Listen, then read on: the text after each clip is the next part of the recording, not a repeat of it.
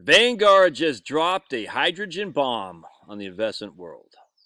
This is quite disappointing, not surprising at all. I thought Vanguard would be better than this. All right, so let's take a look. Little spider. Where the hell is it coming from?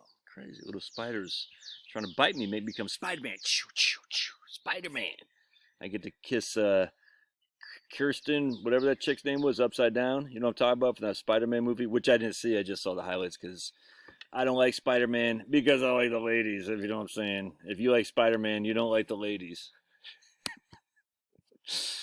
Vanguard appoints BlackRock veteran Salim Ramji as his next CEO. And becoming the first outsider to lead the firm famed for revolutionizing investing by the index fund. He oversaw ETFs at BlackRock and index investing. The current investor landscape is changing, says Ramji in the statement. My focus will be to mobilize Vanguard to meet the moment while staying true to the core purpose. What, Vanguard wasn't meeting the moment before? In February, Vanguard announced that Tim Buckley, Bill Buckley's son, remember Bill Buckley was a CIA plot, by the way, and Tim Buckley, I'm sure, is not Bill Buckley's son. I'm just saying that because I'd like to, all the conservatives, the neoconservatives who love Bill Buckley, the National Review and whatnot, I'd just like to say, you know, Buckley was a CIA plot. I mean, come on, a CIA asset. A three-decade Vanguard veteran who has held the top job since 2018, Tim Buckley. You couldn't find anyone internally to do this? You had to go outside? What was that about? For about a decade, Ramji was considered one of the several potentials to Larry Stink before departing in January. He left in January. As global shares of iShares, and he oversee a massive expansion of the firm's ESG, DEI, insanity crap.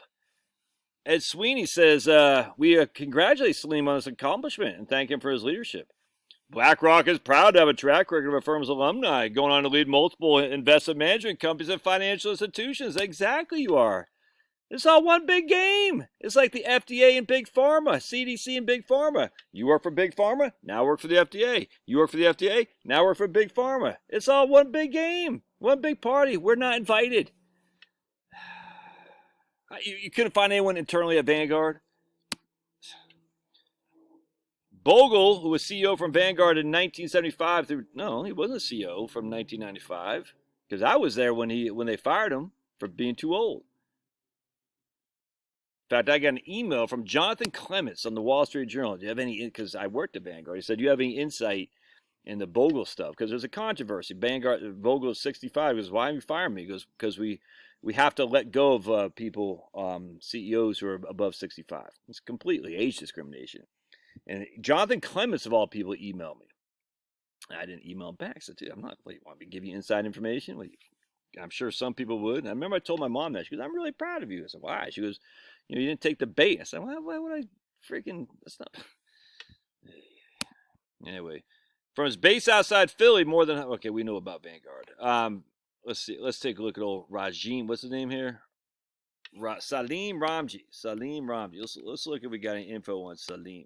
Would you let me copy that? Hold on a second. Go to Twitter. I actually like Twitter. It's fun, man. I'm not gonna lie to you. I love arguing with the 57 flavor bots because there's many of them. 57 flavor bots, and it's fun. I'm not gonna. So follow me on Twitter, man. I enjoy it.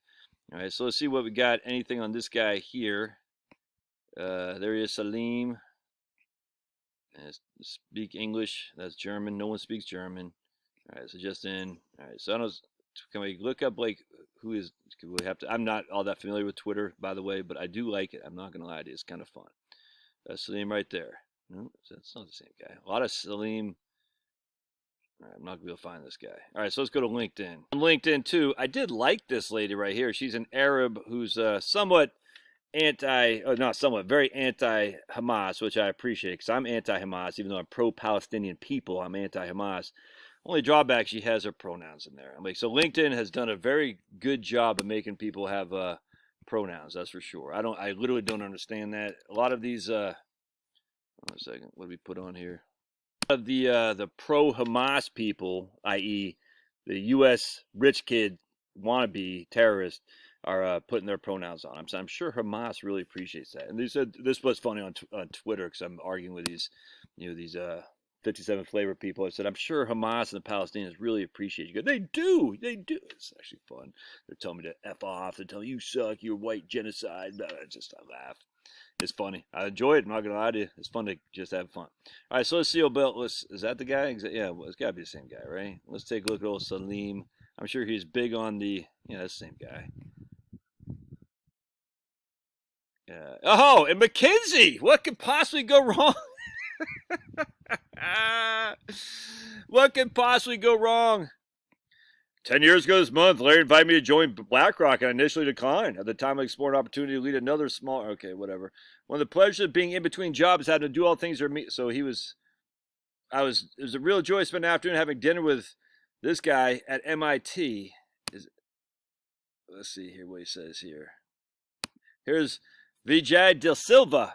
McKinsey! What could go wrong with McKinsey running the world? That's great. McKinsey, BlackRock, Vanguard. It's all the same thing. Good times. Love your thoughts. God bless.